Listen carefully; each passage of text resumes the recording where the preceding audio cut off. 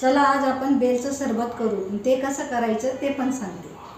मी पहिले बेल फोडून घेतलं, हे पा हे असं, आणि याच्यातला गर आपण काढून घ्यायचा असं पूर्ण.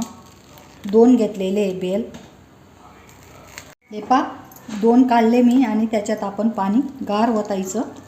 गार पाणी आहे माझ्याकडे, थोडं टाका.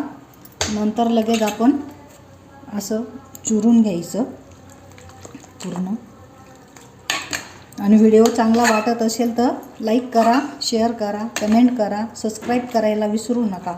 आणि सरबत करून पहा कसं येतं, आणि मी काय टाकते ते पण पहा. थोडं पाणी घातलं परत, कारण घट्ट होतं ते. परत आपण असं त्याला मस्त चुरून घ्यायचं पूर्ण. हे पा हे असं जाळी निघते, ती जाळी काढून घ्यायची आपण. आणि बिया पण राहतात, त्या पण काढून घ्यायच्या. आणि बिया फेकायच्या नाही, झाडं लावून घ्यायची. हे पा बिया याच्यात, पावसाळ्यात झाडं लावून घ्यायची. हे पा गाळून घ्यायचं.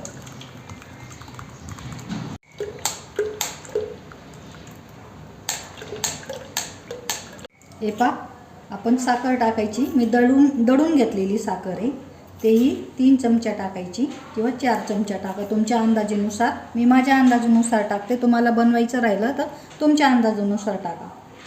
आपलं सरबत झालेलं आहे. आणि आता कसं झालं ते पण सांगते मी तुम्हाला. हे पा मस्तपैकी झाला, नारंगी नारंगी कलर. वास बी मस्त येतो त्याचा. वास तर खूप भारी. आणि या पटकन ज्यूस प्यायला, तोही बेलाचा.